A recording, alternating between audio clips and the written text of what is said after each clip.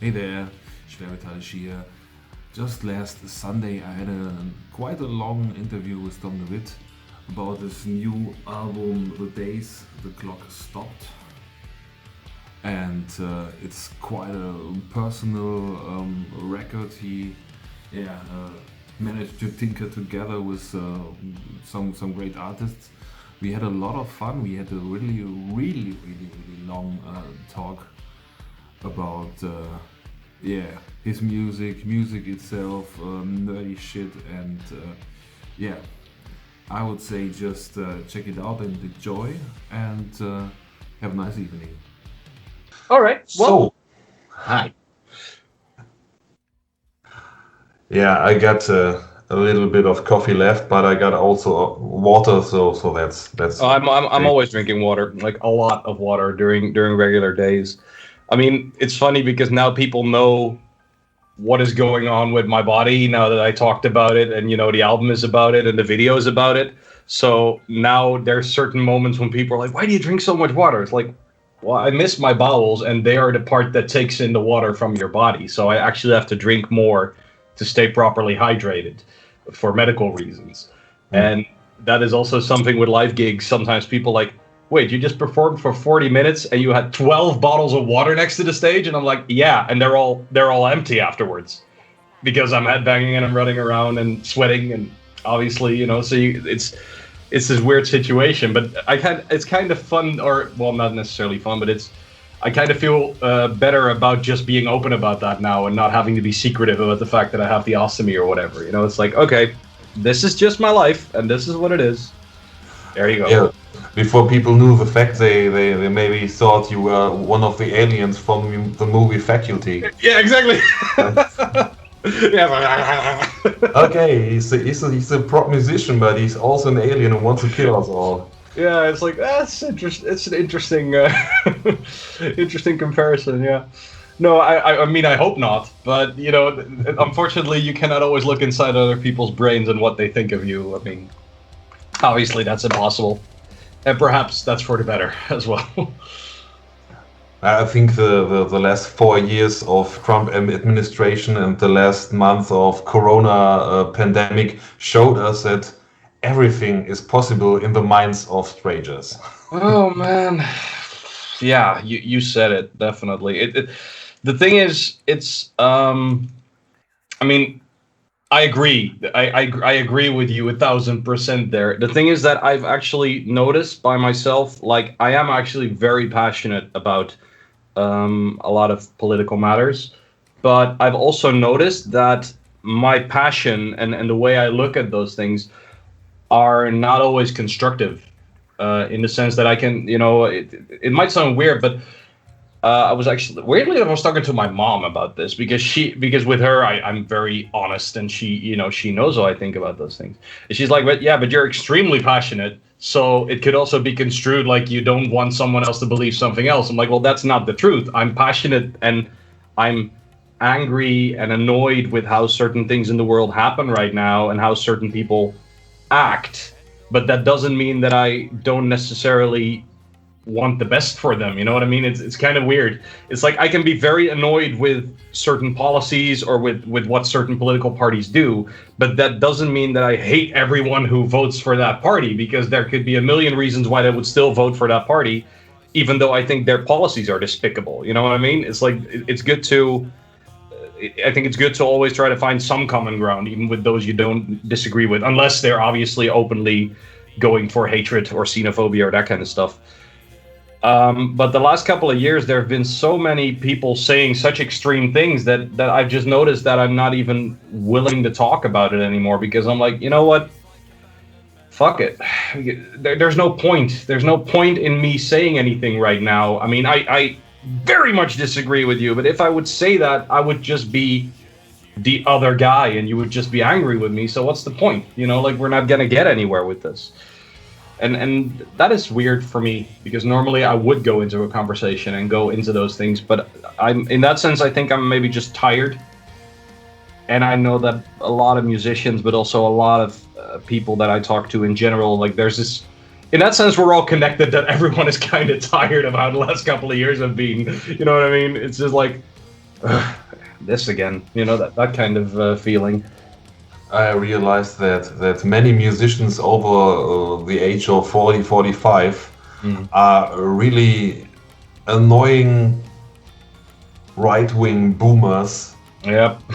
Hating on being just racist and sexist and homophobic and all kinds of really shitty things. And for me, it's like I just know exactly what you mean with being tired of this. But it's also I'm a very actively aggressive man. No, but like, I get it though. Like the temptation to go into those kind of to go into those discussions is gargantuan. Like I've had so many situations that I've typed paragraphs, man. I have typed so many angry things on either Facebook or LinkedIn or whatever when I saw people post that kind of stuff. And every time right before I posted, there's this moment like, no, like Control A, delete, because you just know that it won't help. And the thing is, like, if what I've noticed more and more is that online for me is not.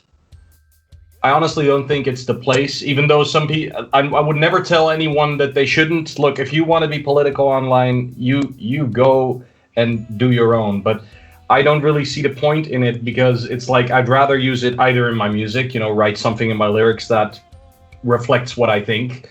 And honestly, I mean, it's kind of funny, like in this day and age, I'm considered really left-wing for certain things that I think, but I would actually consider myself to be relatively mid-left because there's also some things on the right which I actually do agree with. Like, it's not this black and white thing.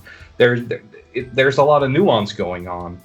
And it's just that either you are like an Antifa person rioting or you're a Nazi, and there's like nothing in between. I'm like, whoa, guys, whoa, slow the fuck down. Like there's like this ocean of gray in between there. And I tend to think that, I don't know, man, it's like I get the aggression, and I also have it. There's, like I said, there's been many times that I had this reaction, like, and I'll be writing something, and then I don't really think there's a point.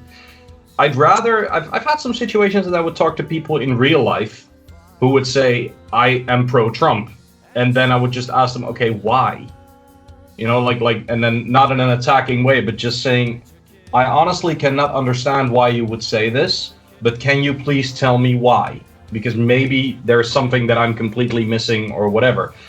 And sometimes those moments can actually lead to constructive conversation. And I actually had a few situations in which I was able to tell people my side of things, and they would actually be open to it.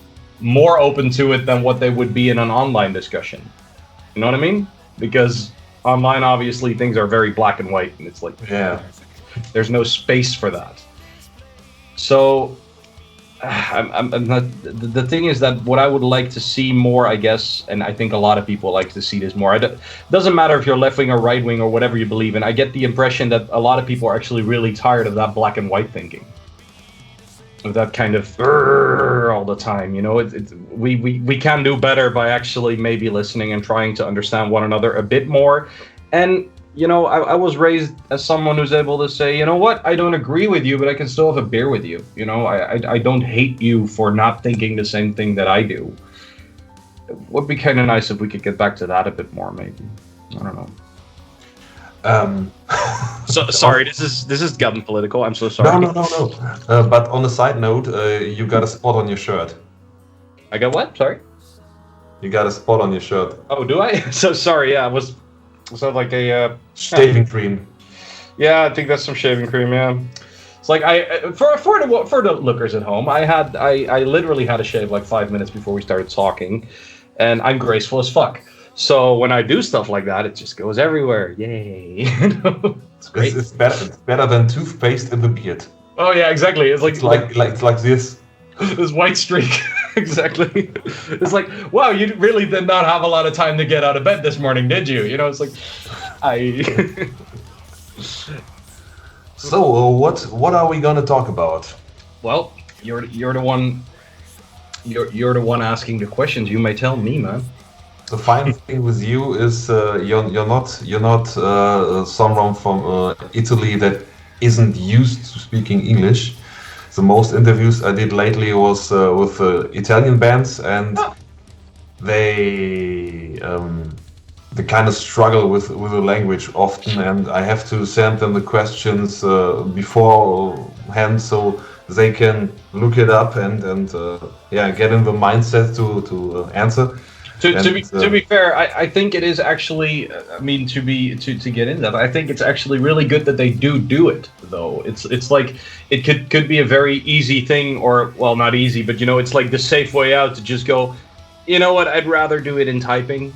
Because they are not comfortable with speaking it or whatever.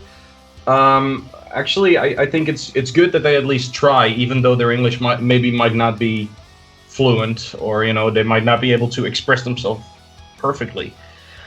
But I can see from the interview perspective, like I've done my share of interviews in the past as well. I can imagine that for you, it's also a bit like, come on, give me some more to work with here. But it's also good for me because sometimes I'm struggling too, because I'm not used to speak English on a daily basis, and I'm getting used to it even more because I'm doing it once a week, twice a week. This is a third interview this weekend. Oh wow! Okay. So. No, but honestly, I mean that's a compliment. Once again, for the viewers at home, like Dennis and I, we've been in. How long have we been in touch now? Like what? 4 months? 5 months? I think something ish, right? The two of us. Yeah, I think the two of us. About maybe 6 months. 6 months. Yeah, that makes sense. That makes sense.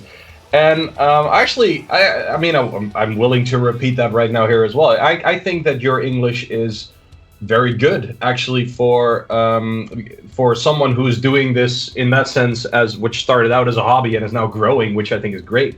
I think that you're really developing yourself in that sense, and it kind of proves the age-old logic of the only way to learn is doing it. You just gotta put the mileage in to get better at what you're doing. So the same goes for speaking a language, really. The original plan for me was to start with YouTube and later on start doing a podcast too. Oh wow, yeah. But I think that will happen in the future, because at the moment I'm really tied in writing and doing videos, and sometimes I really have days where I think, okay, I will do a 0 day. I will do a day where I do not do anything at all. Which is very important, by the way. Like, again, for the viewers who are watching this who are not content creators themselves, Dennis and I were both active content creators, and it is actually one of the dangers of wanting to do a lot of things is that you're working every single day, and that there's no downtime. That you're like, yeah, but I have to finish this and I have to finish that, and you're kind of pushing yourself to that limit. And to be fair, I mean, it's kind of like pot and kettle kind of thing, because right now I'm in this situation that I'm promoting an album and also doing my studio work and all the stuff that I do. So I'm actually really trying to plan moments in my schedule, like, okay, and from 9 o'clock tonight, I'm not gonna do jack shit anymore, because tomorrow I have to do work again. It's gonna be very busy. So, but you really gotta, making time to not do something is actually really hard sometimes. Yes. Yeah, it's letting go. Mm-hmm. Yeah, and not feeling guilty about not making content in the time that you spend not doing something, because there's a part of you that always goes like, oh, but I still have 5 interviews to do, right? With me, it's like I'm doing relearning at the moment. I'm becoming a clerk for business management. And office management. Yeah, I don't want to lie on screen. No, but it's a for an outsider it would be a logical switch up. I mean, obviously those are 2 different jobs, but yeah, agreed. Yeah, working in a bureau and working with Excel a lot. I'm learning a lot of stuff with Excel at the moment, and I'm learning stuff with Word. I never realized this program can do. And it's like, what? There's I'm working with... Yeah, like the programs that everyone is using, Word, Excel, Publisher, PowerPoint, all that stuff, there's some ridiculous shit in there. Once you actually learn about it. Like I had the same thing when I was in school. I was like, I know how Word works. It's like, no. You know how to type something in Word. That's like 1% of the actual program. It's like, you know, the moment you actually get that pointed out to you, it's... I knew someone a while ago that was so good in writing with Word or writing applications, work applications. Yeah, I don't know that is not the word I was searching for. It's like a programming. If you want to have a job. Yeah. You you do a write up and showcase yourself and blah blah blah. Oh, right. Yeah. Like your CV. Like you know. Yeah. And she was so good in writing stuff like that. She did it in code.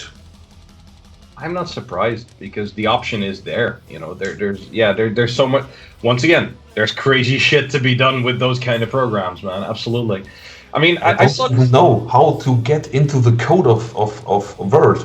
She was writing, and it was like, okay, that's not in the format I want to. So and Word doesn't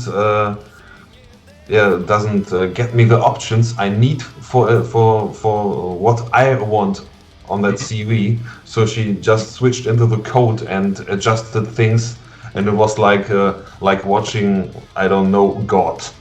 Yeah, it's like what kind of sorcery is this? Burn the witch. To be fair though, it's like I've seen people do that as well, and not just with Word, but basically if you know how to program, you can do a lot of crazy shit. That's definitely for sure. I mean, I do website design for my clients, and I already get responses from certain people when they see me do that. Like, how did you know how to? I'm like, trial and error. You know, just keep. Basically, open up a file, start editing it, and if it doesn't work afterwards, then you did something wrong. You know, that's just what it is, and just start searching until you found what you did wrong where. You know, that's the only way to learn those kind of things. And save regularly. I think I was actually my girlfriend made a joke about that the Control S command, you know, save, is like with my my ring finger and my index fingers, like tuck tuck tuck tuck tuck tuck tuck tuck. I think that has literally become a twitchy thing for me. Like in my dreams, if I'm dreaming about work, my fingers will be like, you know, like I'll probably be pushing that all the time. Because the same goes when I'm making video or writing a song or whatever. You just don't want to lose what you're working on. You know, you just don't want to have that happen. That reminds me of the time Kirk Hammett said he had about 150 riffs for new Metallica songs on his iPhone, and he lost his iPhone. Yeah, that kind of shit. Yeah, that's okay. I will just kill myself. Yeah, it's like, all right, sure, bye. But to be fair, in that sense, we live in a good time. That, for example, I mean, just looking at, I mean, I'm not an Apple user. I'm very much a Android Windows guy. But I've got my phone hooked up to Dropbox. So, for example, if I record something, then it'll instantly go into a folder in Dropbox, so I can actually get it on my computer. And then there's always people going like, yeah, but what about your privacy, etc., etc. Like, yeah, you use Google Drive, don't you? And then there's this painful silence of like, how is that not the same? You know, it's like, I just think it's hilarious that there's people on Facebook asking me in Facebook Messenger about if I'm scared about my privacy, and I'm like, do I have to explain this? Really? Like, I mean, is the irony not lost on you right now? You know, that, I don't know. It's like, I think that's funny. Compared to that, being on Facebook is like it's like being naked on the desk of Mark Zuckerberg. In a way. Spreading your cheeks. Yeah, and then like being broke. Yeah, it's like it just Exactly reminds like- me of that first South Park episode. Okay, so the good thing is I can just freestyle some questions into your direction. And one thing I always ask any musician is, what brought you into music?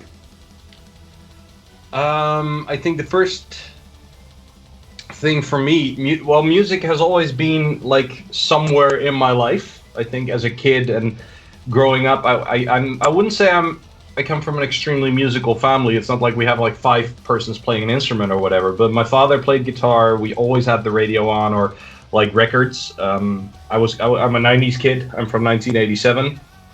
And we weren't the richest family in the world, so to speak. I have 2 older sisters, and don't get me wrong, I don't ever feel like we missed out on anything. Like, my parents worked really hard to give us a great childhood, and that's what we had. But it's funny because I can remember that as a kid, everyone would already have CDs, and we would still have like a vinyl player. So we would have like vinyl records with kids' music and all that kind of stuff. But there was also like Queen and Toto and Jesus Christ Superstar and that kind of stuff going around the house. And I would sing along to that as well. So there was like a 6-year-old singing Hold the Line in Africa and all that kind of stuff. So I think in that sense, the musical part is there, that my parents were always very appreciative of music. And then for the longest time, I didn't really do anything with music. Actually, I wanted to be a video game designer for the longest time. That was my true passion and ambition until I was like 14 years old. And I even went as far as to, work with programs to create my own video games. And obviously it was all very basic and stuff, but it was a start. And what happened was, when I was 14 years old, I did get more into music because I was introduced to progressive metal. And I would hear Dream Theater and Symphony X and Pain of Salvation and those kind of bands. And I liked metal before that. I was already listening to stuff like Slayer, Sepultura, Slipknot, those kind of, all the stuff that all the other metal kids were listening to, I also listened to, and I liked it. But it was when I heard that more melodic style that it really clicked with me. I was like, oh, you can also sing. You don't necessarily have to scream. You can actually sing in metal, and it works. Oh, so that opened like my mind. And it kind of coincided with the fact that when I was working on a video game, I had to make my own soundtrack. Because there was no one else who was going to compose the music. So me, with no musical experience whatsoever, I was just singing, and I had all these melodies in my head already, but I just couldn't perform it.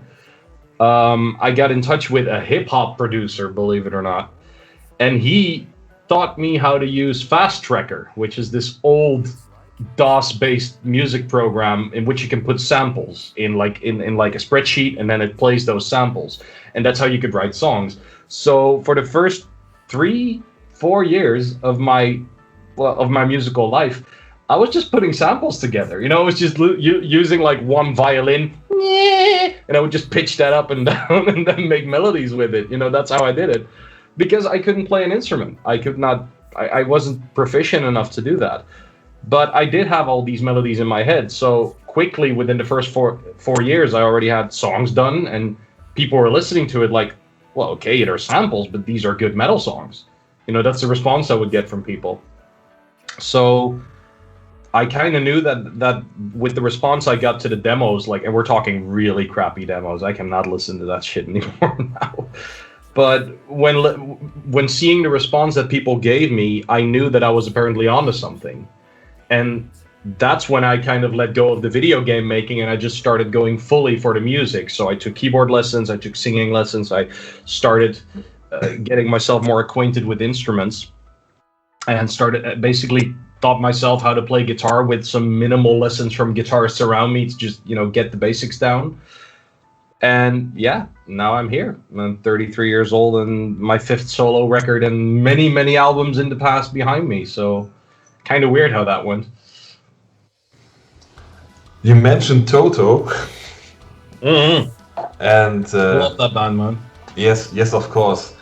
I once bought Best of Toto, and that was the moment I thought, okay, that is actually a great band.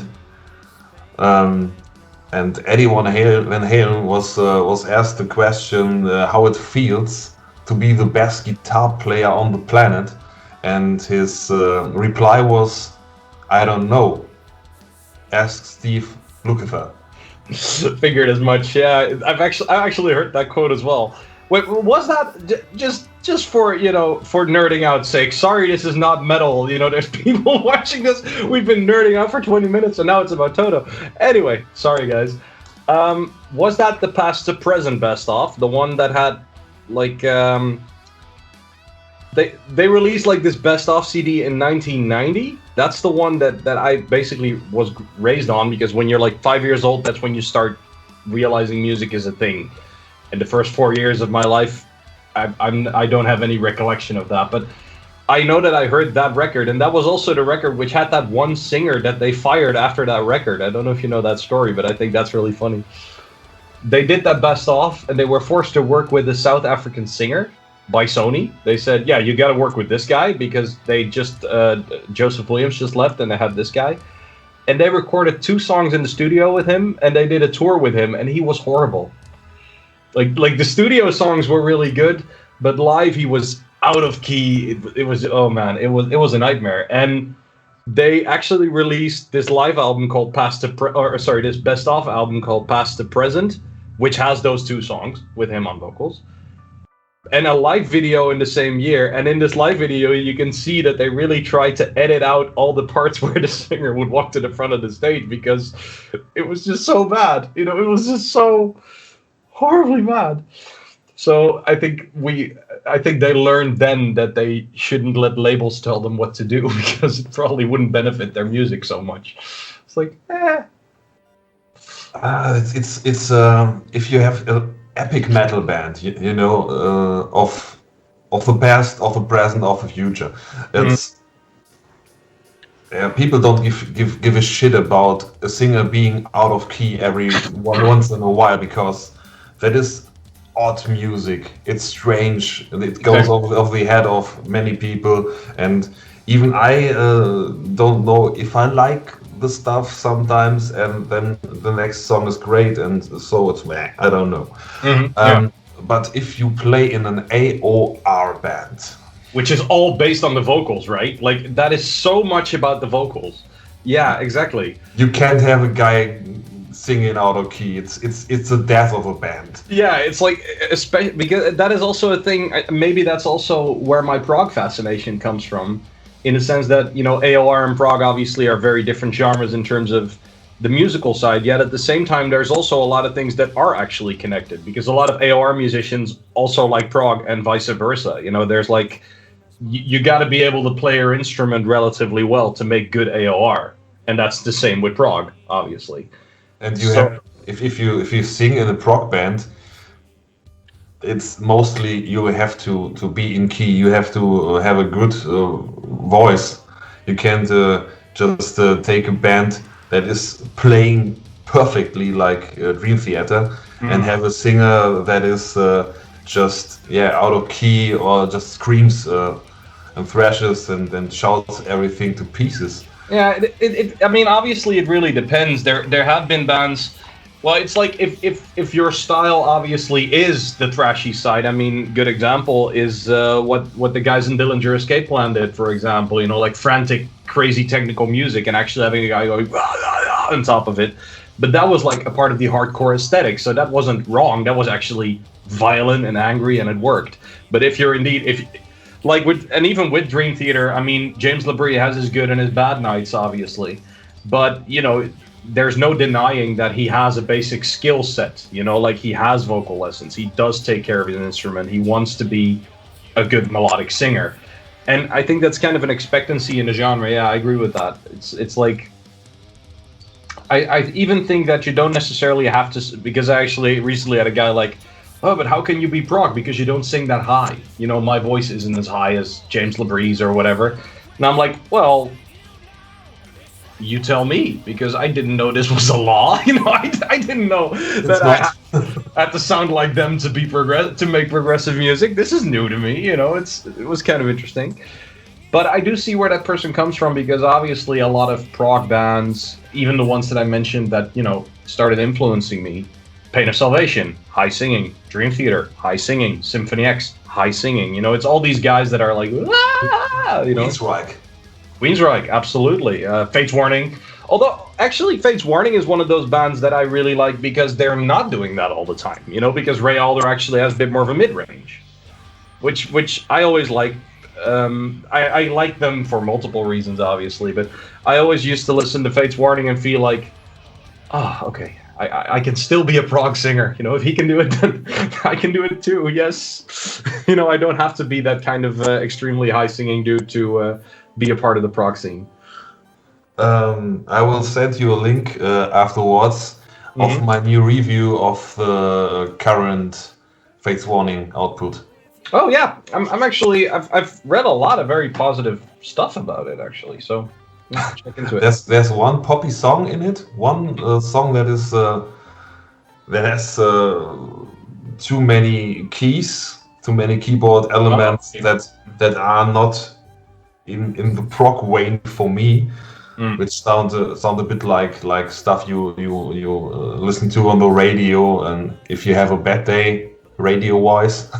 And that was the first song because it was on shuffle on my computer, and the first thought was oh no, I don't like this song. It's like, what did they do? In my mind it was like, dude, it's Fates Warning, just wait. Yeah, like so, okay. Exactly. I wait. And the next song was brilliant. The song after that was brilliant. The song after that was brilliant. You get the notion. It was okay. You got one stinker on that album. Maybe many people will think, hey, that's a great song too. But it was just not for me. But the rest of the album is very classy. Yeah, I would say, but I think it's funny though, because sometimes it's songs like that also can really help a band. Like I remember that. I'm not. Do you know the guys from Jolly, American band? They played Prog Power a few times, and they're actually really good progressive. I would say progressive rock band that sometimes does some metal parts. Like it's mostly pretty rock based. But they have one song which was called Ava, which is incredibly poppy. Like it is the most poppy thing they've ever done. And the first time I heard that song, I wasn't feeling it. I was like, it just like, way too happy, and I just couldn't get it. But a friend of mine was like, no, keep listening. And then halfway through, they kept playing the same melody, but they started building it, and then suddenly it turned into this metal explosion. And I was like, you son of a bitches. Like, you had me. That the GIF image was like, well, they had us in the first half, not gonna lie. Well, that was me when listening to that song, I was just like, why did I fall for that in a way? But that's also why actually it's one of my favorite songs by them now, because you don't see that coming halfway through. You just don't see that happening. And to be fair, I like it when musicians do something that surprises me. That puts me on edge or makes me go, huh? What did I just? Let's do that again. Like that is a good response for me, at least. I like that. Yeah, of course, because if you listen to music regularly and you listen to lots of music, like, I don't know, 10, 15 records a week or yeah, exactly, or less, but just in a big amount of music, you just need an element of surprise any other day, because it's just it's boring. It becomes boring. Even high quality music becomes boring if it all sounds alike. Exactly. Yeah. I very much agree with that. It's like one of the problems that I always had with my music. I was actually talking to my promoter about that yesterday. That one of the problems I have is that I have elements of multiple things in my music, but it's not 100% that. So there could be parts that maybe like a thrash metal lover could like, or there's parts that maybe, someone who's more into pop music could actually really be into. But then 2 seconds later, it can switch 180 degrees. And I like that, because for me, it's like I like having that possibility to go to places like that. And on the new album that I'm promoting right now, I think I did that more than ever. Like I had a few people just going like, okay, I had to listen to this like multiple times because I didn't get it the first time. It's like, what the hell's going on here? And I personally think that, how do you say this right? I don't necessarily think it's good or bad if you do or do not do this. For example, I recently heard like this trash band, I forgot their name, but which I actually really liked. I was listening to it, I was like, okay, this is really solid stuff. But it was by the books thrash metal. I heard that like a million times from other bands as well. But what they did really well. So there's probably a big audience out there who just wants to press play on their CD player and hear dupa dupa dupa dupa dupa dupa dupa for an hour long, and that's great. Well, okay, more power to you. And I think there is nothing wrong with knowing what your genre is and what your strengths are and going for that. But if someone would ask me like, what do you like the most yourself, then I would always go for the music that surprises me. I would always go for that one weird crazy act that a lot of metalheads would be like, I don't get it. Yeah, then I'm probably vibing to it. That's kind of what I've been noticing the last couple of years. Weird example, but Igor, for instance, the guys from France, have you heard those guys? Not yet. Oh, you should check it. But that is like bizarre. Basically it's one guy who has a whole metal band around him and he plays with synthesizers, but he takes the metal riffs and then starts throwing it through all sorts of weird synth things, and it's just fucked up. The first time I heard it, I wasn't sure what I was listening to. And then I played it again and again and again and again and again, and I was like, oh, this might just be one of my new favorite bands now. How did that happen? My brother said to me, I shall take a listen to Ahab. Oh man, Ahab is so good. Yes. He told me it's really, really, really, really good, but it's really deep and it's depressing. I have they had this one record. I keep forgetting the name. It has the whale on the front, like the Moby Dick reference. The title will probably pop into my head like in 3 hours. But I had the Ahab record from a friend of mine because I actually also quite like doomy stuff. I have my share of doom bands in my collection as well. And that guy actually got me into While Heaven Wept. It's also a band that I can really tell everyone, please listen to While Heaven Wept. It's amazing. But when I heard Ahab, he was like, yeah, just be prepared that this has some pretty...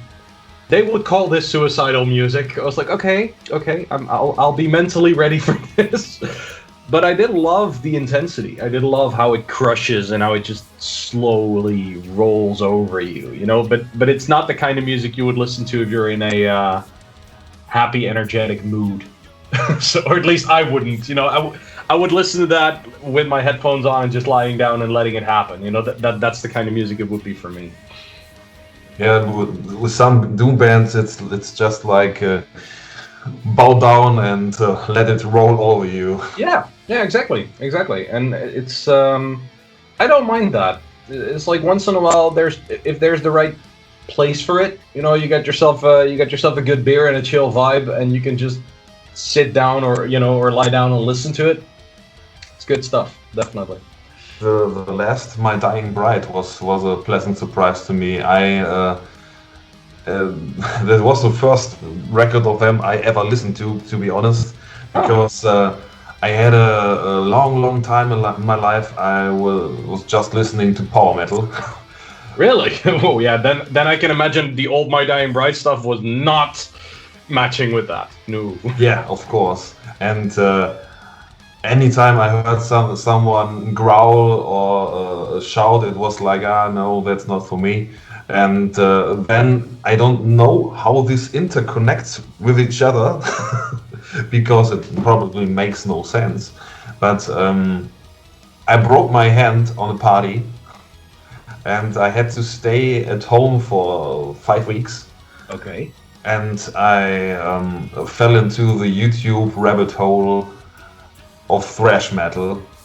And then you get recommendation upon recommendation upon recommendation, right? and I stayed in that rabbit hole days and weeks, and I fell in love again with Metallica in that time. Until now, I never fell out of love again. Yeah, no, like, certain bands are just constants in that sense. It's like for me, it's like right now, if someone asks me like how much Metallica have you been listening to, and weirdly enough, lately I actually have been listening to it because they've been posting a lot of live videos. So sometimes they would do like Blackened live in Sweden or something, and then I would be like, oh yeah, Blackened is a great song. Fuck yeah, it's like Justice for All is my favorite Metallica record still, and how very prog of me to say that, I know. But it's it's interesting that for years I wasn't hating on it, but I wasn't listening to Metallica anymore either, because there was just a lot of other music I was listening to, and now it's kind of weirdly connecting with me again as well. It's like, oh yeah, they were actually pretty decent. I mean, still, I would never call Lars Ulrich a good drummer, but it is still a very solid band who wrote some really solid tunes. There you go. Yeah, it was like the load era, the load and reload era. They managed to get out of my focus with the Garage Day Revisited and all the stuff that was okay. You do a record about punk rock cover versions for a while, so I'm not interested in that kind of music. So that's not vibing with me. And I was just concerned with other stuff. I listened to a lot of Iced Earth because that's my single favorite band, and I got this tattoo of Fat Abomine. Nice. And, that did hurt, actually. This actually, the skin below, like I have this one, it's a tiny one, but just the skin on the underarm is so thin.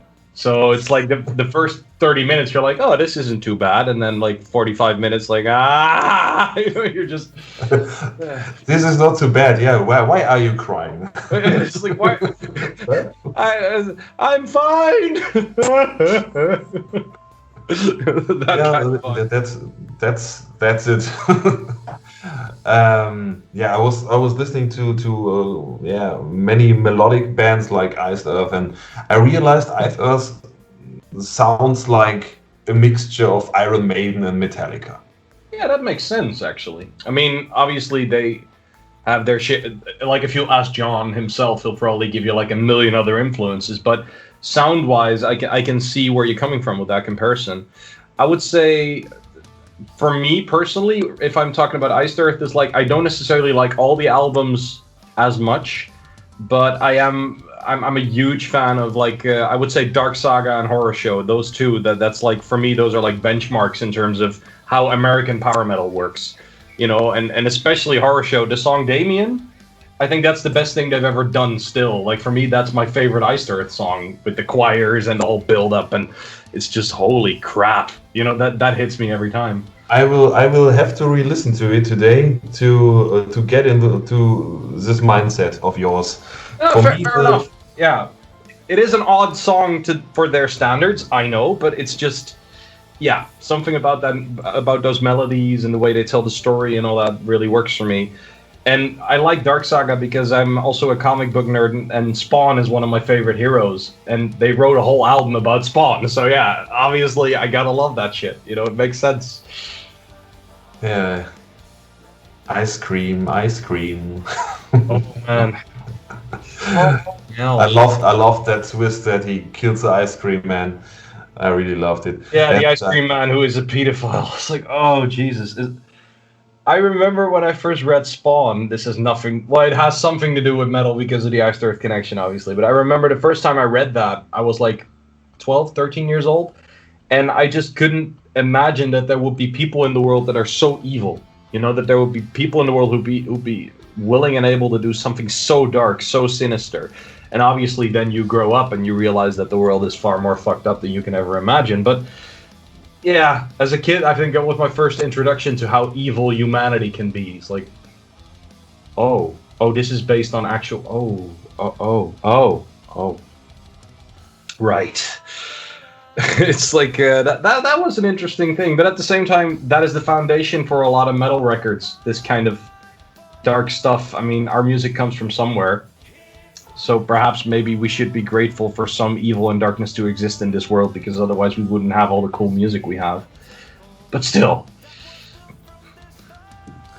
Yeah, if it would be nice if justice would be served like that anytime. Oh yeah. So that would be really nice. Yeah, and from Iced Earth on, I got into more tough music, more hard stuff, like Stuff, yeah. other thrash bands that are not as melodic as Metallica, but still the greatest thrash bands for me are always the ones where the vocalist is a singer, or is someone who can actually sing, like Heathen and Anthrax and bands like that. But now I'm listening to more evil thrash bands as well. More evil. Yeah, Accuser from Germany is that those guys are around since I think 87, like you. Right, really, yeah. And they still manage to be really, really pissed. Well, I mean, let's not forget stuff like Sodom and Overkill. There's obviously a lot of there's quite a few thrash bands from that era that still stand. I do think it's interesting that that there's such a difference between the American and the German sound. You know, it's like the German thrash.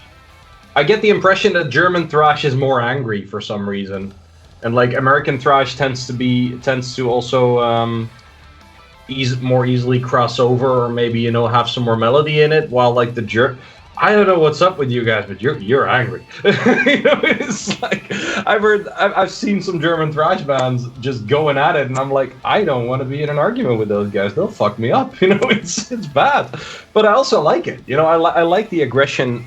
Like I said earlier, Dillinger Escape Plan is one of my favorite bands. Well, that's like pure aggression.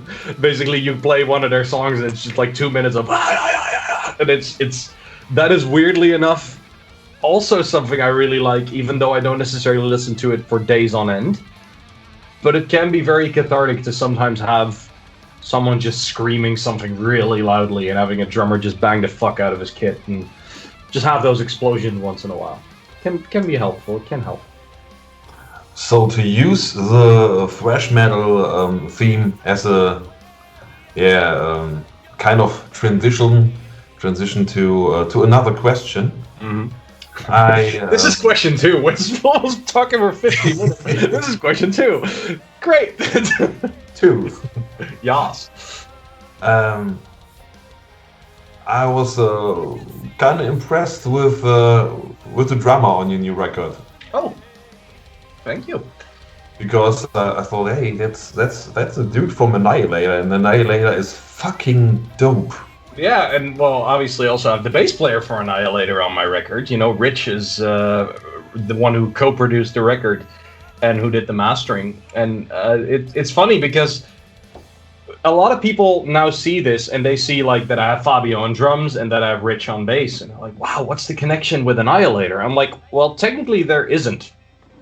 Because I know Rich from his progressive stuff with Aeon Zen. He released multiple albums under the Aeon Zen moniker, and basically we've kind of come to the conclusion that there's so much similarity between his career and mine, because he released his first album in 2008, like me, and he released multiple solo records under the Aeon Zen name, and he became the bass player for Annihilator. But when I got in touch with him, I just knew him as this amazing prog guy who also happened to play in Annihilator. That was just what it was. And obviously, I mean, there were people like, oh, you just chose Rich because of that. And I'm like, not really. No, because I knew that he was also very prog-minded and that he would get the music that I was making right now. And, well, obviously he did, because the way the album sounds and how everything worked out, it's like Rich really pushed my writing, or better said, my production skills to the next level, and I cannot thank him enough for that. But basically what happened was near the end of July, near the end of July of this year, we were in a situation, like, I had the whole album almost done. I just needed, like, the cello parts. And there were multiple people asking me, like, hey, are you going to do the drums for real? And the thing was, I wanted to release it this year. I wanted to get the album done this year. And I just couldn't find the right drummer. I just wasn't able to find someone who was able to commit, because, like, I know my share of good drummers, don't get me wrong. It's like, I don't want to say that someone wasn't good enough, but it was just a time thing, mostly. A lot of people were like, yeah, we would have, because I told them, like, basically we'd have to record the drums in August, and then I can, mix and master it in September, we can get it out there, and yada yada. And no one was able to. Like, I talked to, like, 3 drummers before I even, before I went with Fabio. And all the 3 guys that I talked to were all more into the prog scene, and who also were, like, 2 of them, I wasn't even sure if they were able to pull off the metal element, because there's some pretty heavy, weird, and intense stuff on the record. Like, we're talking about 3 minutes of double bass continuously going while there's all this crazy shit going on. And at a certain point, I was like, okay, apparently I cannot find a drummer, so let's just do the program drums, make them sound really good, and there we go. And I know that that is possible because basically 80% of metal records these days feature programmed drums. It's just that a lot of people don't know because of a budget and time reason most of the time. And then Rich was actually the one who said, well, Fabio might be interested because he also likes prog. And basically Fabio to me was like, obviously I knew he was really good because with Annihilator he's solid, he keeps the whole band together, it's just ridiculously good playing. But I just never even considered asking Fabio because I didn't know if he was a prog guy. I just knew him obviously from dupa dupa dupa dupa dupa dupa dupa, like the thrash stuff. And then Rich was like, you know what? Let me send him the album. Like, Rich was the one who did the first connection. Let me send him the album and let him listen to it and see whatever the hell happens. And it so happened that, like, within a day, I got a message from Fabio, and I'm like, hey man, I just heard your record and this is ridiculously good stuff. I would love to play drums on this. And I was like, you sure? Like, am I, because with Rich, I told Rich the same thing. I was like, am I big enough for you guys? Because you guys are like, Annihilator, just big, huge. And Aeon Zen, even though maybe some of you guys don't know what Aeon Zen is, but Aeon Zen toured with Devin Townsend, I really have these guys in a pretty high regard. And I mean, obviously I stand behind my music and I'm confident in what I make, but I'm still a bit like, it's not like I'm Aryan or something, you know what I mean? It's like, I'm just a guy who makes music, I have my own career, and I have a fan base that follows it, yada yada. And then Fabio was very excited. He really thought it would be an honor for him to play on that because it would be the first time that he would be playing on a record like this, as opposed to just playing relatively straightforward metal. He actually really wanted to do this because he liked to show the world, like, hey, I can do more. I can do more than just be the metal drummer. And what he did on this record, he did like jazzy bits. There's also some blast beats in there, but it really is broad. He shows a real big scope. And the craziest part is he did it in 2 weeks. He learned the whole album in 2 weeks' notice, and he recorded it. It's like fucking insane. That's what it was. And obviously, when I heard the parts that he sent me, like when I was able to mix that, it just felt like otherworldly. It's like, holy crap, this guy is so good. This is just really crazy. It's mine. Yeah, it's like, this is my album. This is a guy in Italy who recorded this, who worked his ass off to get this done, and he did it for me. And obviously, I pay people for their efforts, and obviously, it's all it's a business exchange, but still, it's not just about the payment. I think it's the dedication that goes into that, which to me is very special. It means a lot. And it turns out he's a lovely guy, and he has a great sense of humor, and then he stood behind the record. And he also told me, he's like, look, man, if you want to have anything drummed in the future, just call me.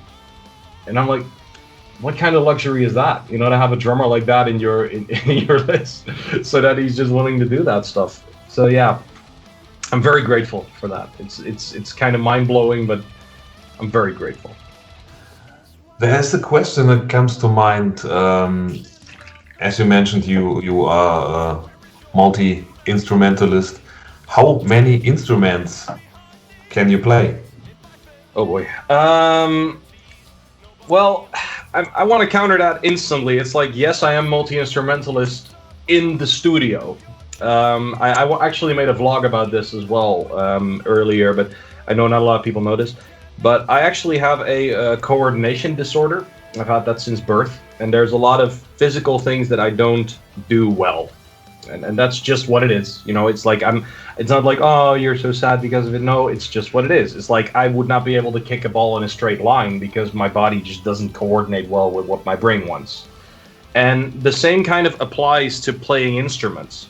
So that's why I would never play guitar live or, you know, play keyboards. Well, I played some keyboards live with really simple stuff because my hands and my brain don't match up. So actually, that is also the reason why in a studio I can, you know, record songs riff by riff and work my way through it and write. That's why I always call myself a writer. I create songs. I build songs from the ground up, and then I create this experience. But I'm not secretive about the fact that I would never call myself like I am a multi-instrumentalist because I can play keyboards, I can play guitars, I can play bass, I do percussion. I mean, I have congas in the back there, and I've, you know, like got my set of shakers and whatnot, xylophones. I'm able to produce sound with those instruments, and I'm able to record the parts that I need to make my albums, which is great. But if someone asked me, like, are you a guitar player? Then I would always say, no, I'm a writer that plays the guitar to write the music that I do.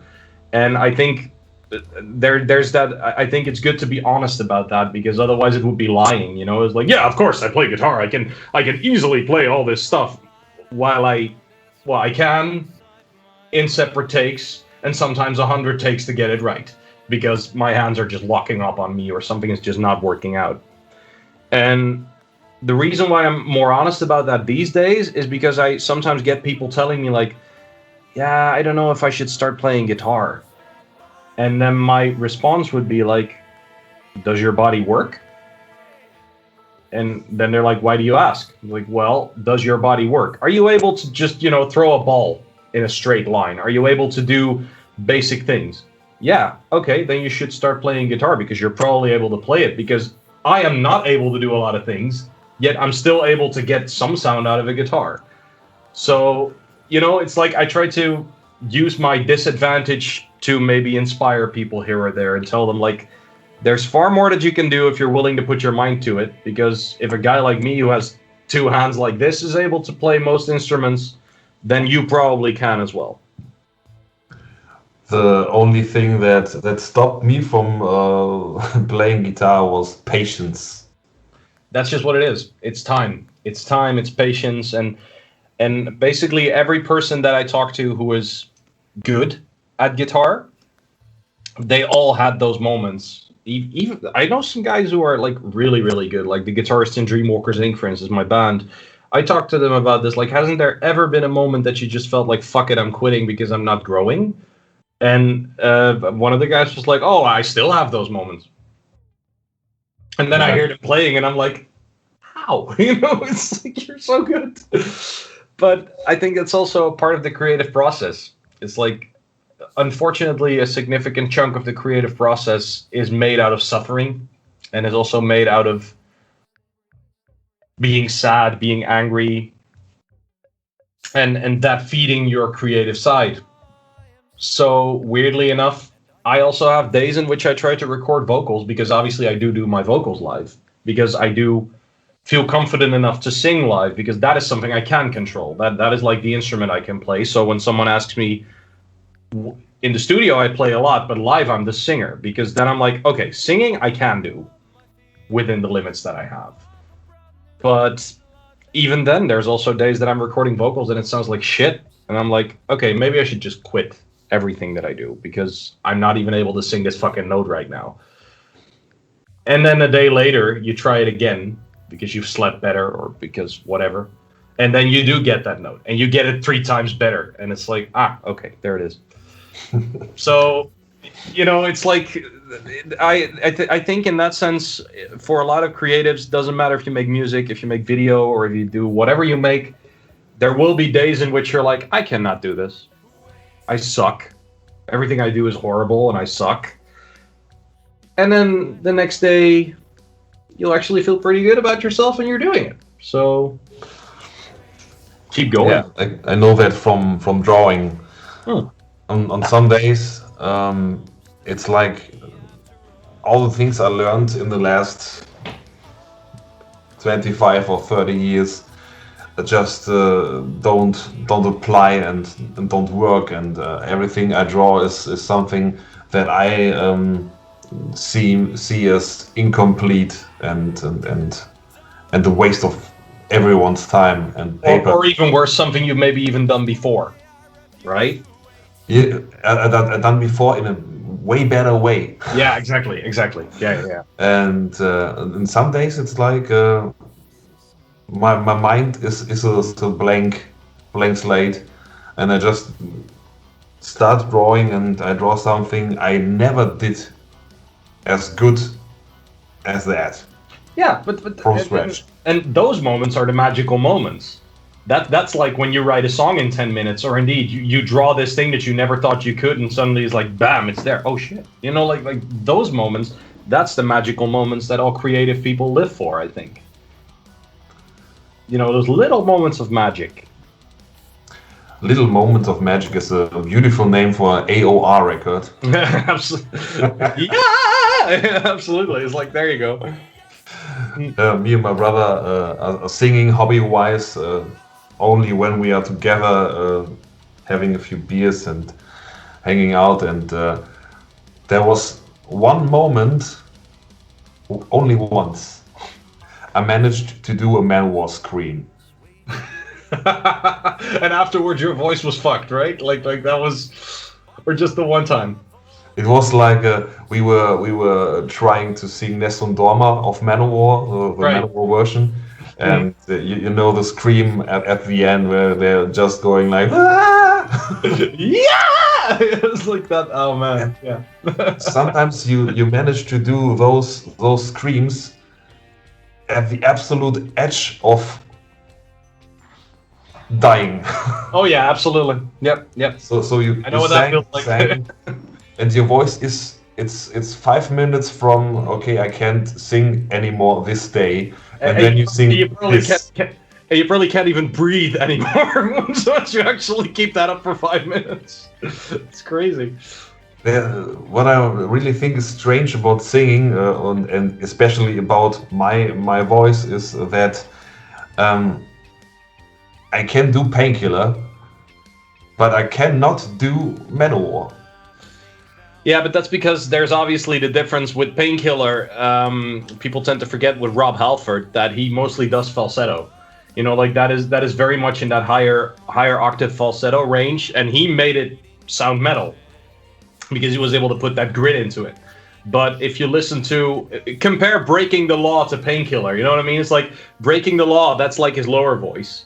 And obviously that is just a relatively normal singable song that most people can sing along to because it's not that high. And then Painkiller, like, he just squeezes his voice all the way into the falsetto range, and then you get that. So if you know how that trick works, then basically I'm also able to sing pretty high in my falsetto voice, but I don't necessarily use that for lead vocals because I don't think it sounds powerful enough. You know, to me, it's like if I do that with a lot of metal guitars and drums underneath it, it just sounds a bit eh. But what I tend to do when I record it on album is I would make like a vocal line in my mid-range, my powerful range, and then record that high voice in the background and also put it on there because it does give a really rich harmony sound. So that like the classic trick always has been like put as many layers in there as you possibly can. And obviously I was talking about Toto, but Queen is obviously a good example of that. Like, you know, sing a part with 4 guys, record that 4 times, layer it on top of each other. There you go. Ah, you know, then it sounds really big. And Yes. and Devin Townsend basically made his whole career out of that by now. You know, it's like layers upon layers upon layers.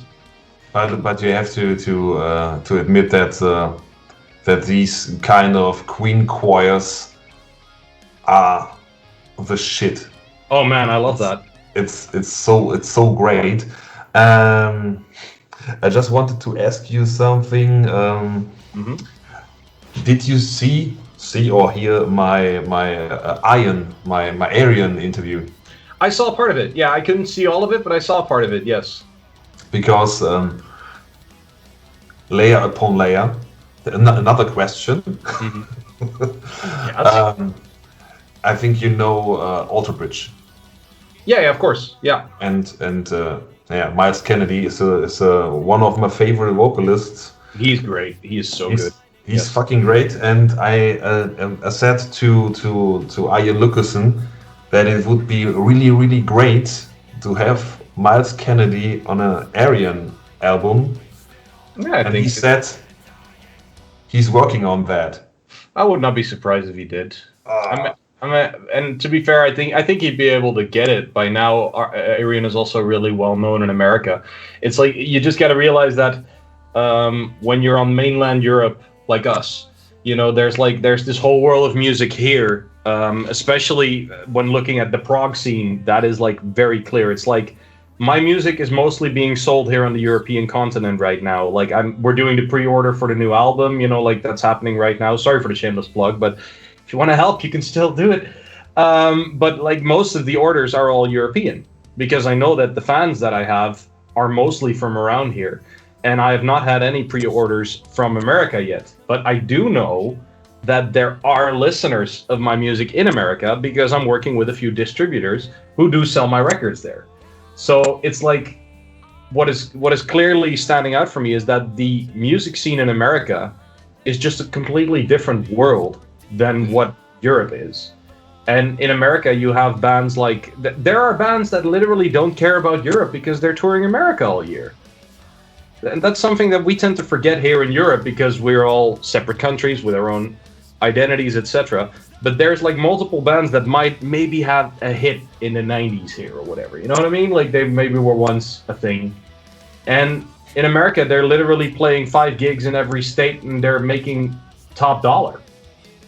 So in that sense, I think it is telling that an Aryan, that was the point I was going to, Aryan is huge in Europe. When they do Tilburg, when they do those shows, all of Tilburg is Aryan, and people fly in to see those Aryan shows, and that's what it is. But in America, there's a pretty big chance that there might be a label that is distributing him well and promoting him well, but he's not as big there as he is here, and that's not because his music isn't good, but that's just how the world works. Like in America, there will still be people like, well, progressive metal is the deer hunter in between the buried and me, right? What's this Aryan? Like they just don't know what it is. Yeah, I must say, I'm a really that was my not the first prog band I listened to, but I think maybe the second ever. The first prog band in my life was Spock's Beard. Cool. Yeah, I love Spock's. Great stuff. Although it's funny with Spock's is like the one thing that I've always seen with people who like Spock's Beard is that the album they got into first is probably their favorite. And that has to do with the fact that as much as I love Spock's Beard, I'm not dissing on them, but their music has so much similarity between the records that I could literally have discussions with people like, my favorite is Snow. And then my question is, okay, was that the first one you ever heard? Yes. And for me, my favorite is 5. Why? Because that was the first one I ever heard. And then I started listening to all the other records like Kindness of Strangers, Day for Night, etc. And basically it's the same template. Like there's some differences, sure, the production might be slightly different, whatever, but you could still hear that it's the same band doing that progressive rock kind of thing. Which is also kind of nice. You could just pick up a random Spock's Beard album and it'll always be good because the quality is just so high. They just deliver their style really well. They had an album called The Light, I think, no? Oh. The first one, yeah, The Light. Yeah. And I know I saw them live in maybe '98 in Bochum. Bochum, and they played June, the song. And yeah, that is my favorite song. It's such a pretty song, man. That's a lovely. Yes. Yeah. Okay, that and The Doorway, they are pretty great songs. And they Absolutely. played June, and he played a few chords, and everyone was singing along to that Wow. song. That's And it beautiful. was like he had to stop because he had tears in his eyes. Oh, that's so beautiful, man. That's great. Yeah. Aw. So- That's magic. We were talking about magic earlier. It's like, there's the magic of creating and writing something, and then there's the magic when you play a live show and you just because I don't believe was actually talking to Rich about that as well earlier, because obviously he's played a lot of Annihilator shows.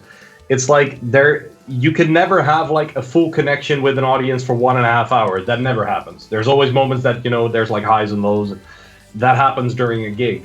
But if you hit a moment like that, that's like that I think that might just be the highest achievable thing. It's like, okay, you're on a stage, you're giving yourself, and everyone knows what's happening. That is, yeah. I've been fortunate that I've had moments like that in my own shows a few times, but even then, it doesn't always happen. There's also been gigs that it didn't happen, and that's fine too. Those were still good gigs, but those moments are like the reason why you're doing it. That's the reason why you're on a stage, I think. that reloads your power. Well, yeah, and it kind of it's moments like that.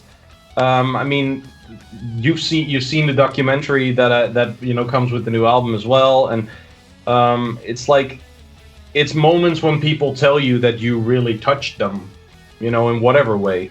Those are the moments that kind of push away all the negativity, because obviously being a musician or a creative person also has a negative side, and there is things that are just not fun about it.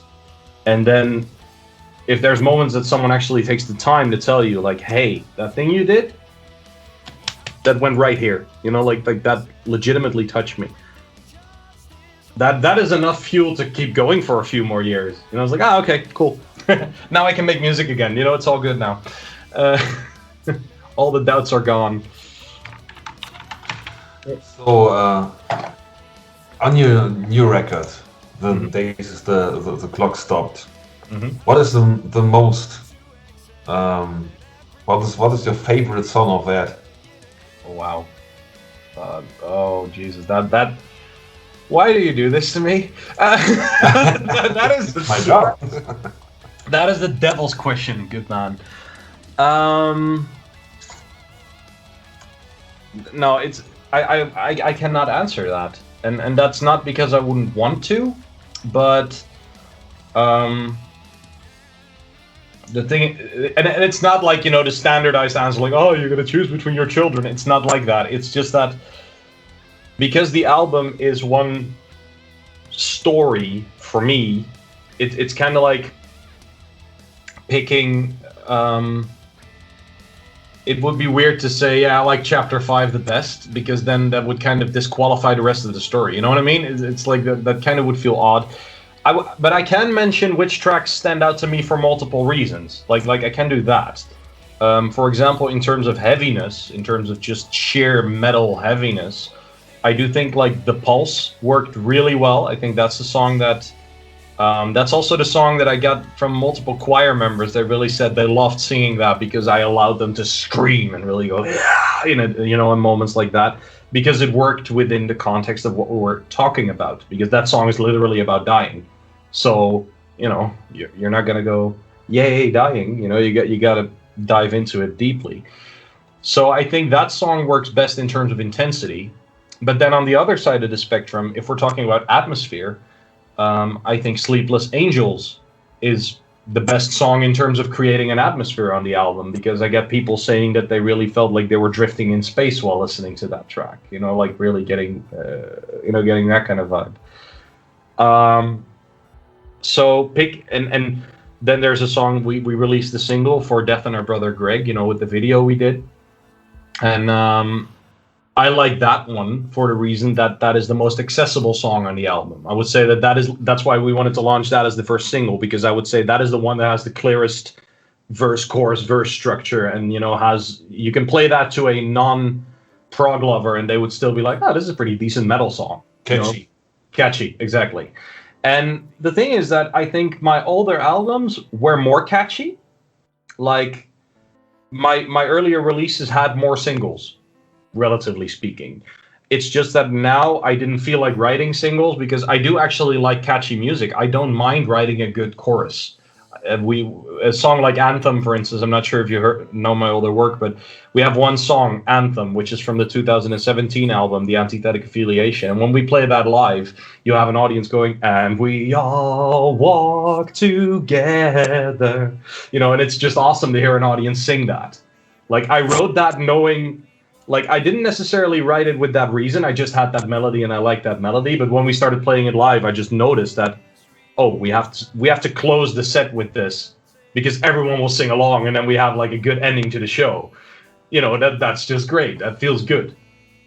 And that's something that didn't really happen on this record. So in that sense, it's like Death and Her Brother Greg still is a weird song, and it still has weird things going on, but that's like the most single worthy song that I could find to launch as a single, because it was like, well, you do need one song to draw people into it.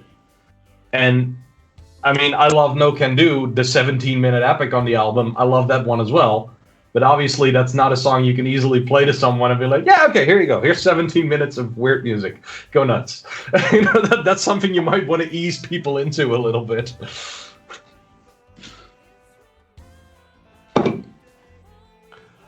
Yeah, it's and you're still very close to the material because it's not been a long time since you were done with things. So I think if I would ask you the same question 1 year from now, yeah, that's a good point. Yeah, it's like, because the album, well, obviously it's funny because I'm now, the only reason I'm listening to it, I'm one of those artists, like, I finish something and then I kind of want to let go of it and work on something new. I'm actually already working on new music as we speak, like, because with the pre-order, I made one of the perks. I asked people, like, hey, if you donate €100, then I'll write you a song.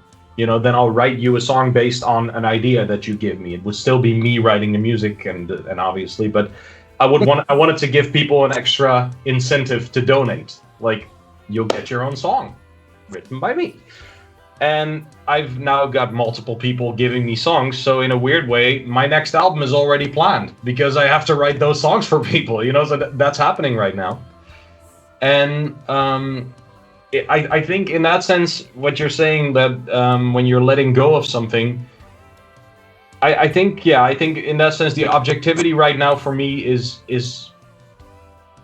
partially there because I've been producing it. So like I said, I can say that the Greg song is the one that is the best single, but I don't know, maybe in a few years I'll be listening to it and indeed I might like number 3 better or something. I don't know. Right. It's indeed one of those questions that you cannot really answer in the moment when you're living with it as much as I'm doing right now.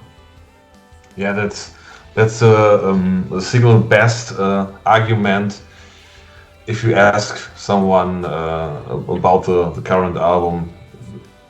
And I really appreciate it if musicians are honest and say, I'm too close to that stuff right now because we just released the new single or the new EP, the new album, and it's been a few weeks, and I'm I just did hang my guitar. That is what it is. Yeah, and it's. I also think that in a way, one of the dangers. I mean, I'm doing right now. I'm doing multiple interviews. Like, we're just having this chat, and I love it because it's more. We can go more in depth, and we can actually sidetrack. And there's a lot of those interviews which I don't mind answering the same question over and over, though. It's like, I know there's new people reading it, so I'll answer it truthfully, etc. But the thing is that to properly distance yourself and indeed listen to it objectively and go like, hey, you know what, that was actually one of the best songs. Yeah, you need in my opinion, you need at least 2 years, to and actually not listening to it, then listening to it again after a few years and going, oh, that is a lot better than I remembered it, and then you can actually make an analysis, I think. And even then, it's also based on taste. What I think is interesting is that I'm now writing music which excites me now, and I'm not even sure if 2008 me would be just as excited. You know what I mean? It's like, because you change, you evolve as a person. And I know for a fact that I'm not the same person I was a year ago. So the same goes for my music, really. Can you, as an artist, imagine to be just perfectly satisfied with stuff you do? Well, from my own perspective, probably not. But the thing is that perfection is a myth anyway. There will always be something somewhere that you don't like. You know, that is good, because the moment you're perfect, you got to stop. The moment you're perfect, you should just stop creating, because you've made the best thing you could.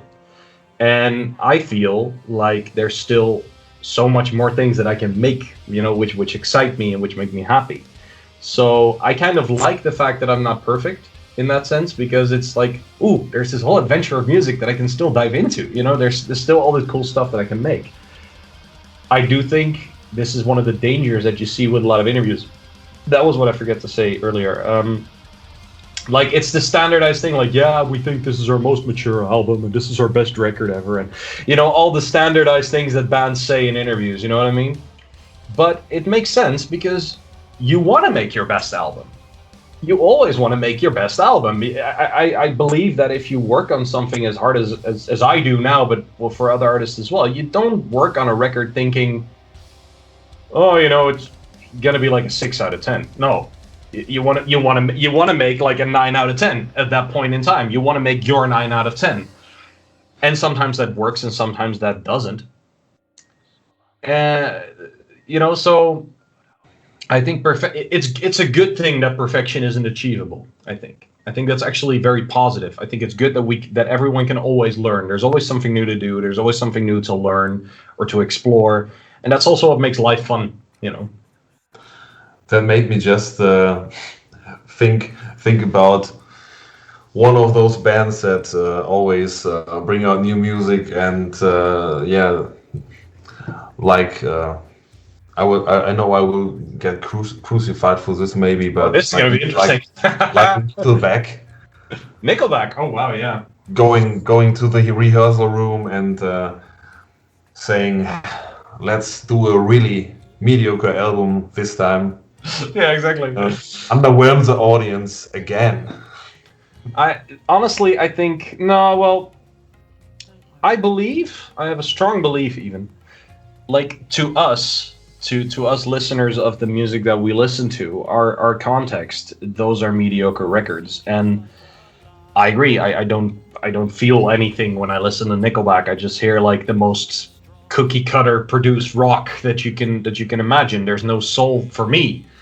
But apparently there's a really big crowd of people who do like that. And for like it is very dangerous to go extremely snobby and go like, oh, this is like lesser music, and that kind of attitude. And I'm a bit. I used to be. I'm not gonna lie. I used to be like that. And there are artists that I still sometimes see releasing music. I'm like, why? What does this add? You're not adding anything to the greater scheme of art. Why the fuck are you doing this? But still, then it is good. And this is something that I'm starting to learn over the years. Like I've gotten better at this.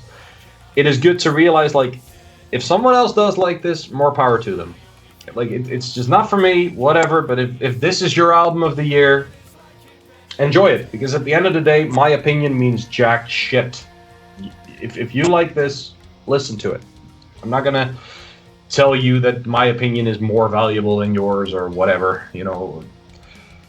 And even within the prog scene, there's quite a few bands that I don't like, which a lot of people do. You know, there's some really big bands that I've seen live, and I'm like, I don't get it. I just don't get it. But that doesn't make my opinion better than theirs. I once saw Dream Theater live, and I got the notion that most fans are really unfair when it comes to Labree's vocals. Oh yeah. Because you are a singer, you know exactly what I mean. I think the rest of the band writes vocals no one on this planet could sing properly, because the ups and downs, it's not written for a human throat. Honestly, the thing that I'm not gonna lie, I saw the video that they released like 2 days ago, and I didn't like it. I'm sorry, I didn't like it. And the reason why is because I can hear that Labree's struggling. And I've been hearing that for longer. My biggest gripe is that I actually, there's been years, I'm not gonna be holier than thou now. There's years that I was like, Labree's a shit singer. Because I've heard live shows which was like, you know, it just wasn't good. It just wasn't good. And then as the years go by, you start realizing as a singer, indeed as a singer myself when playing live as well, bad nights happen.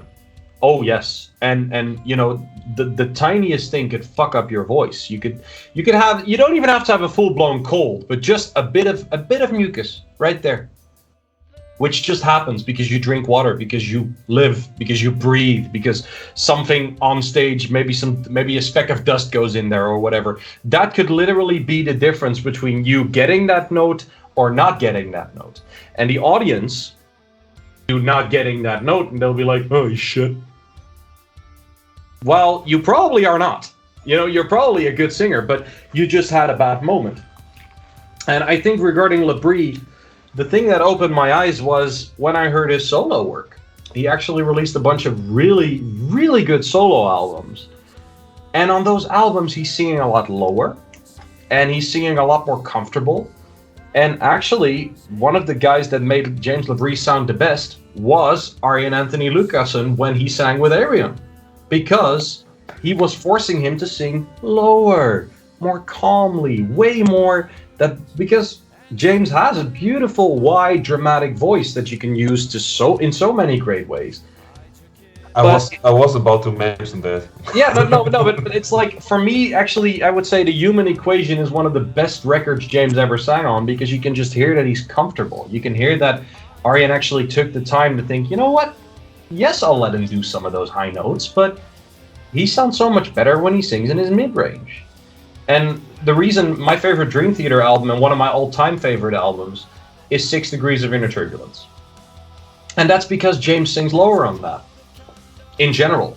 Like, there's a few of those higher moments, and then he actually gets them, because the overall tone of the album is a lot lower. You know, they play 7-string guitars, and the whole vibe is just a bit more down-tuned, and weirdly enough, that does wonders for his voice. And then when I hear the live recordings now, where they're playing certain songs, older songs live, and I just hear James really, it sounds like he's gasping for air and just not able to do it as well as he could.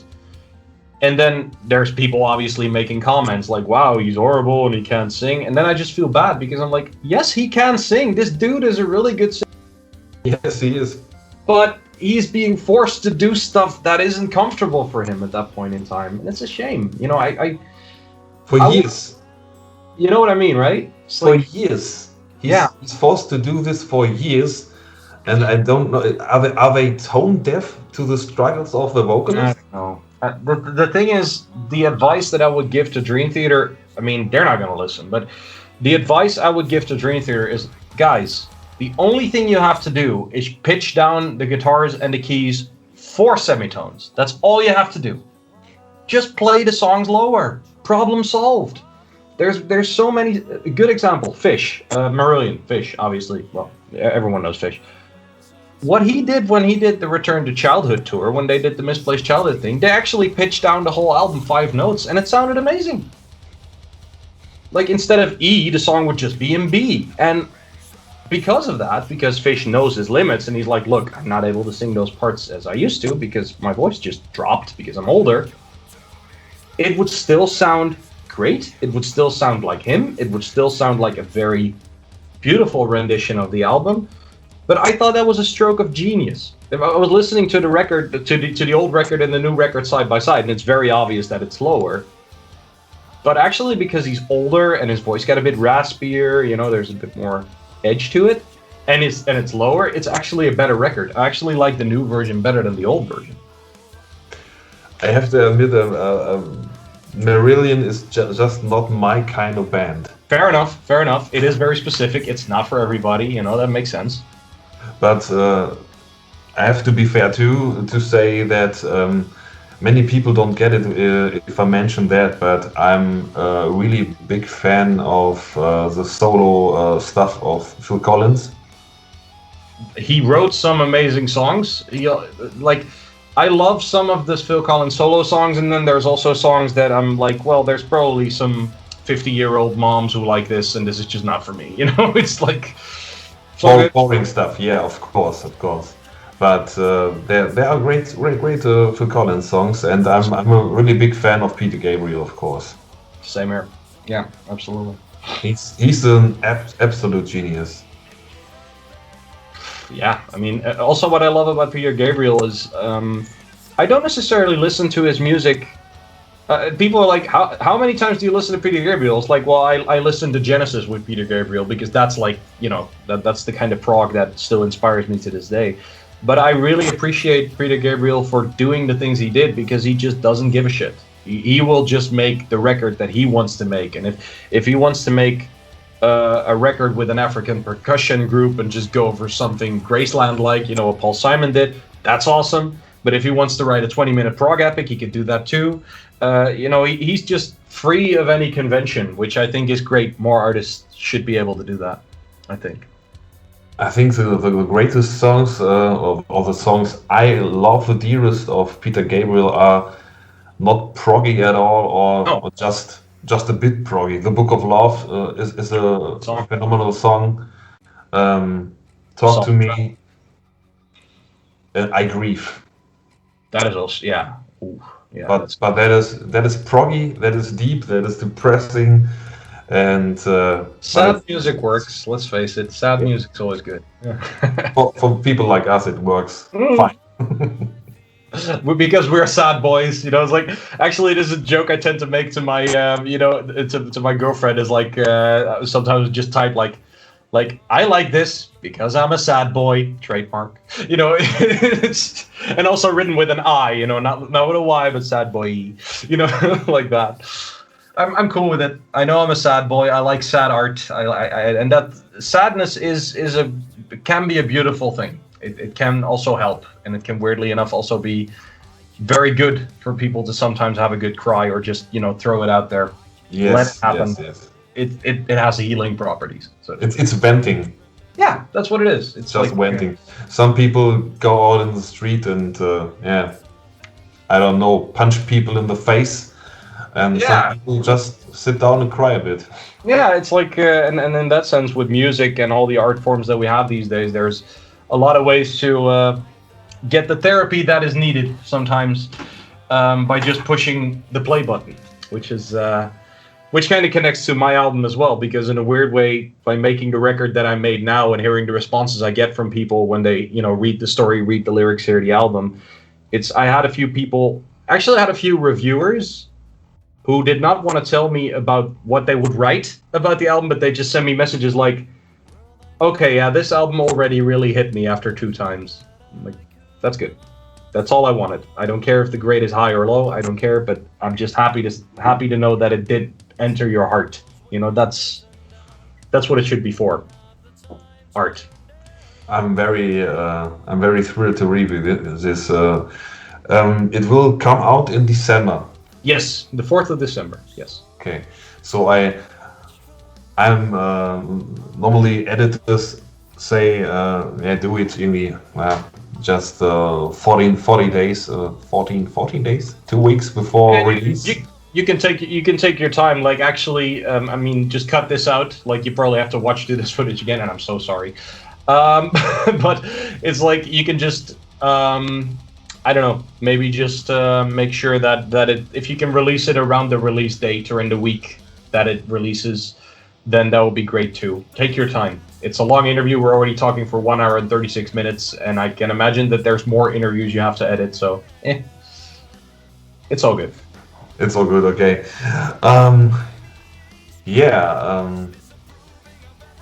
I got no more questions left. No more ammunition. No, but I mean, we've talked about many things and also touched on the album, which I think is actually better, as opposed to just doing the standardized promo round of like I said. When did you start writing the album? What was the main inspiration? It's like, I mean, I answer those questions too. I don't want to take the piss out of people who do ask those questions, but it's actually nice to just have a free form and then also say, hey, there is an album coming, and if I can do that little commercial for now, yes, you can still pre-order the record. The pre-order is going until the 4th of December at tdwmusic.com/shop. And every bit of pre-order money is not going to labels or people in between. It's literally going to the project. I'm literally investing it to make it happen. And if we reach 4,500 euros, it's going to be on vinyl as well. So then there's going to be a 2021 vinyl release of this album, which would be a dream come true for me.